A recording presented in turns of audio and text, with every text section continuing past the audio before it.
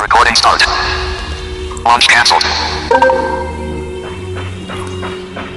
नमस्कार, मैं अशोक आप सभी लोगों का तहे दिल से हार्दिक अभिनंदन करता हूँ। आज मैं आपके सामने जिस कहानी को लेकर उपस्थित हुआ हूँ, मेरी उस कहानी का शीर्षक है अंधेरे में रोशनी की किरण हेलन केलर। वे महिला जो ना तो देख सकती थी और ना सुन सकती थी, और उन्होंने कठिन परिश्रम करके हम सभी को एक बड़ी सीख दी है।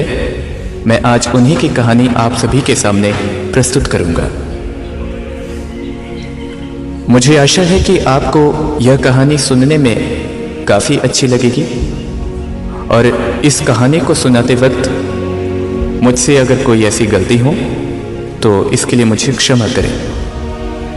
तो मैं आपके सामने जिस कहानी को लेकर उपस्थित हुआ हूँ, मेरी उस कहानी का शीर्षक है अंधेरे में रोशनी की किरण हेलन केलर। कहते हैं जब सारे दरवाजे बंद हो जाते हैं तो भगवान एक खिड़की खोल देता है। लेकिन अक्सर हम बंद हुए दरवाजों की ओर इतनी देर तक देखते रह जाते हैं कि खुली हुई खिड़की की ओर हमारी दृष्टि भी नहीं जाती। ऐसी परिस्थिति में जो अपनी दृढ़ इच्छा शक्ति से असंभव को संभव बना देते हैं, वे अमर हो जाते हैं।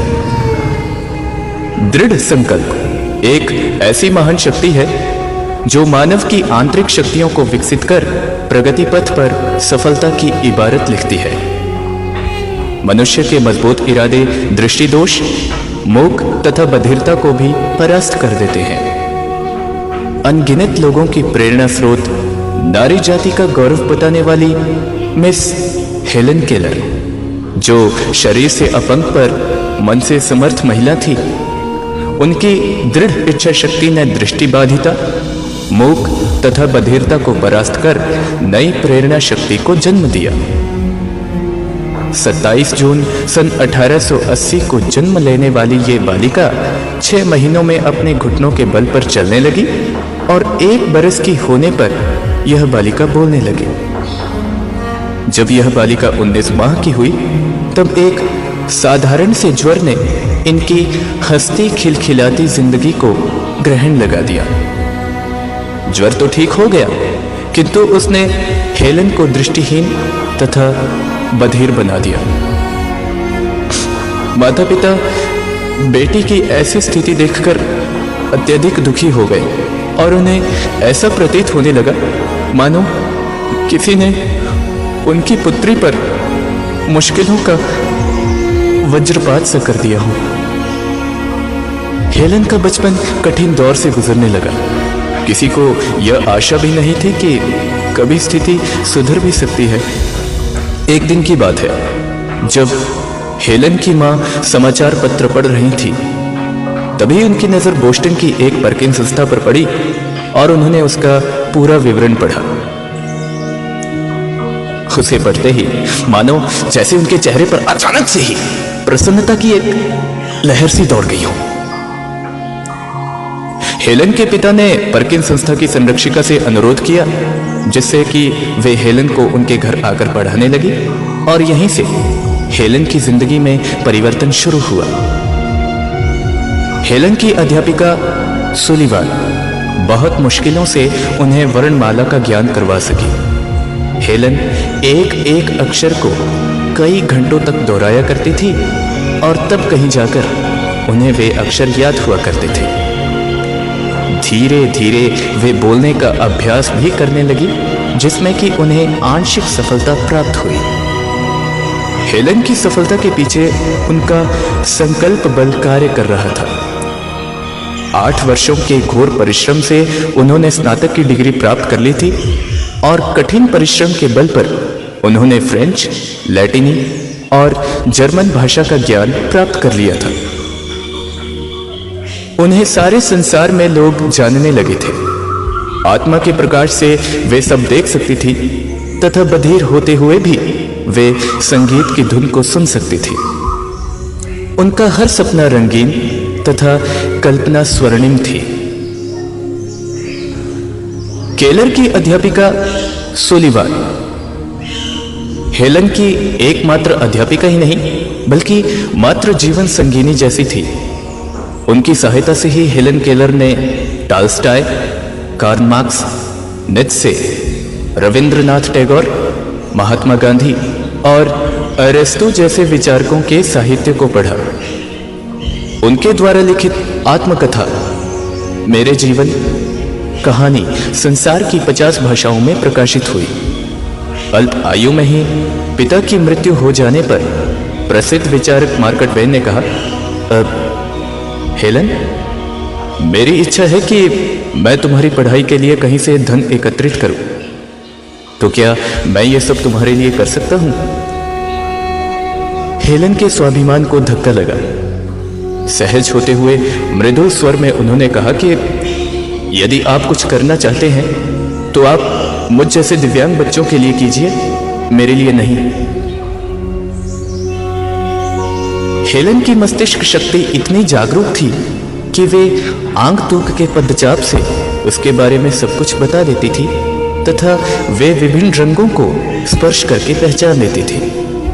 एक दिन की बात है जब एक व्यक्ति ने हेलन से पूछा कि आप मात्र 19 बरस की थी जब आपको दिखाई देना बंद हो गया था, तो फिर आप दिन रात के बारे में इतना सब कुछ कैसे बता पाती हैं?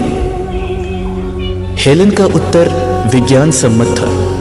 उन्होंने कहा कि दिन में हलचल अधिक होती है, हवा का प्रवाह मंद रहता है, वातावरण में कंपन बढ़ जाती है और शाम को वातावरण शांत तथा कंपन मंद हो जाती है। विज्ञान ने आज भले ही चाहे जितनी भी उन्नति प्राप्त कर ली हो, लगभग सभी शत्रुओं पर विजय प्राप्त क्यों न कर ली हो लेकिन वे अभी भी सबसे खतरनाक शत्रु पर विजय पाने में असमर्थ है और वे शत्रु है मनुष्य की उदासीनता।